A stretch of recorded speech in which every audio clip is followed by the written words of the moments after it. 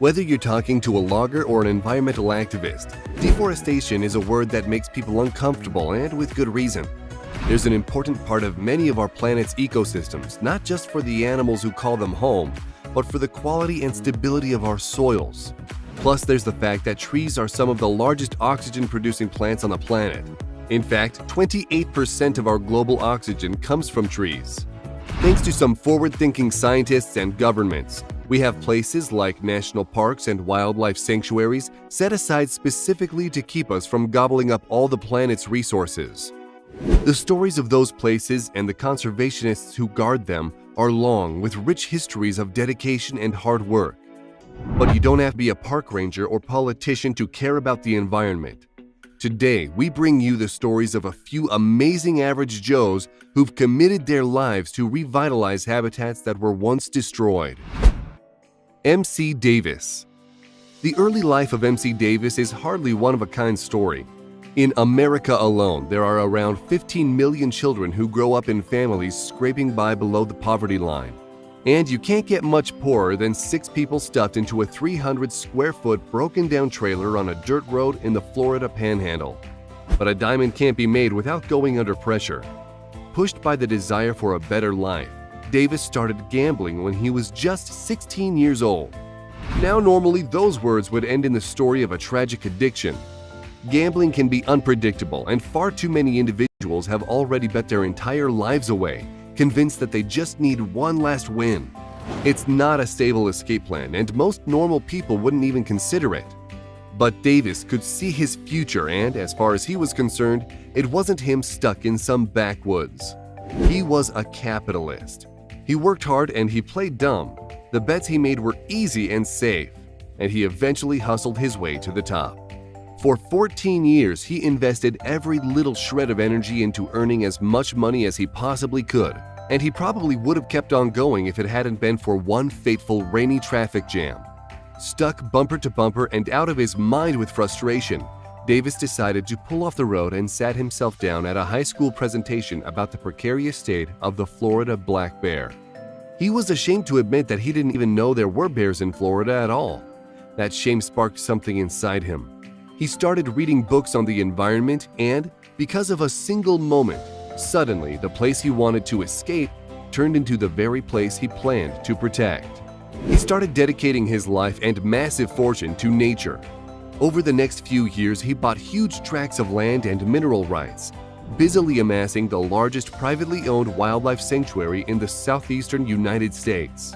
Thanks to his hard work and determination, this unlikely conservationist restored the balance of tens of thousands of acres worth of rich ecosystems.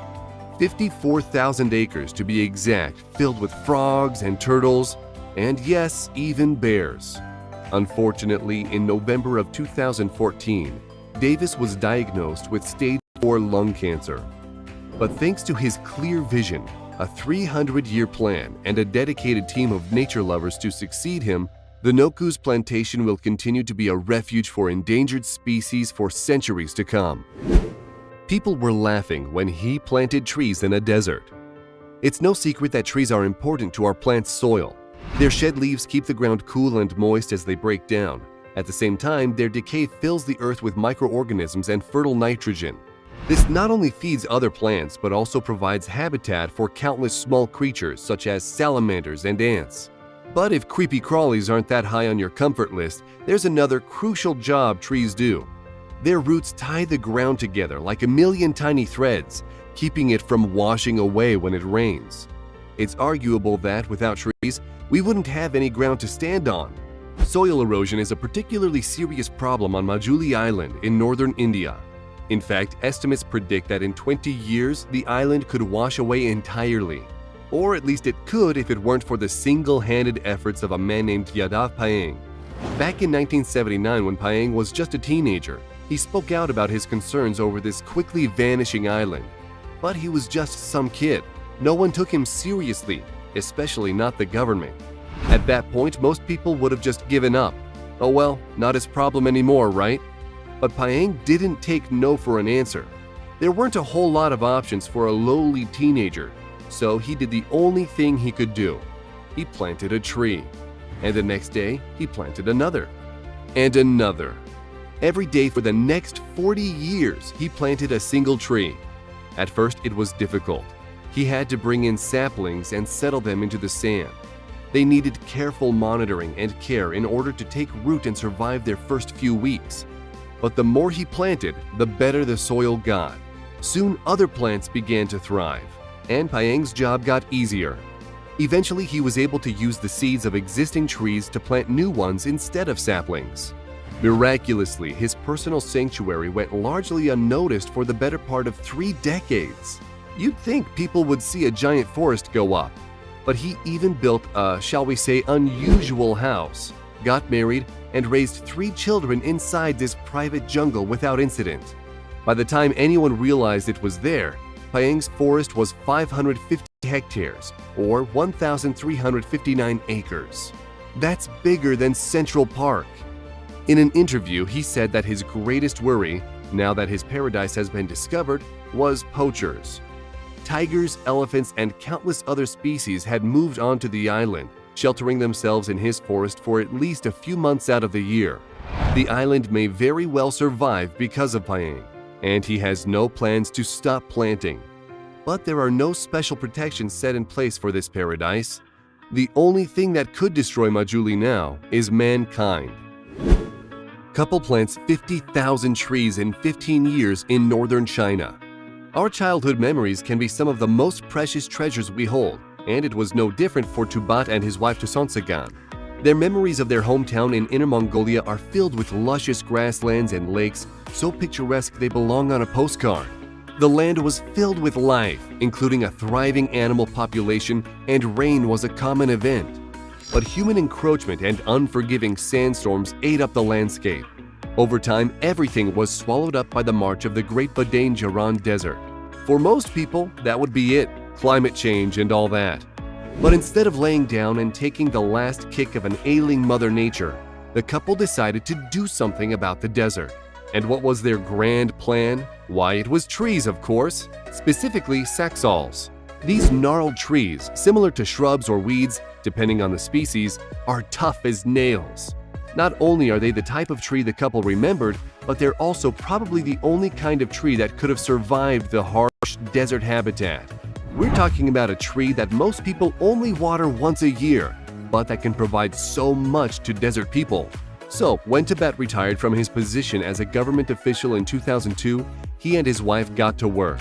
Over the next 15 years, the two of them spent their springs planting somewhere in the range of 50,000 trees, or 133 soccer fields worth of forest. It was hard work, and not all the trees made it, but a good 90% of them settled in and started to grow. And that's because each day they'd get on a motorbike and make an 18-mile journey to their forest.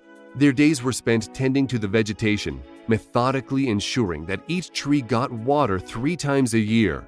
It may not sound like much, barely any work at all, but watering 50,000 trees isn't something you get done over a day or even a week.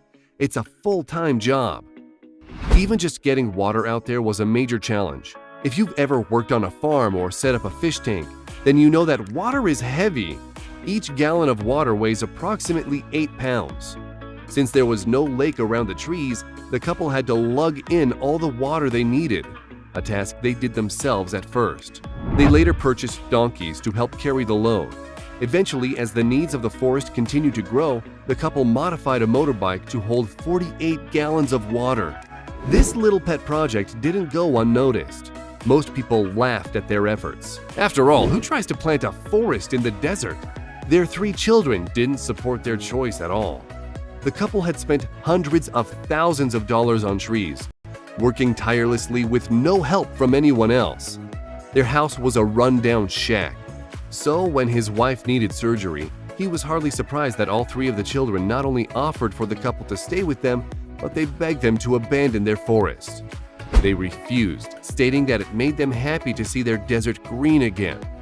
They have no plans to stop and will continue watering their childhood as long as they can. We hope you enjoyed the video. Let us know which one of these stories really impressed you the most. Do you know anyone who's planted a forest?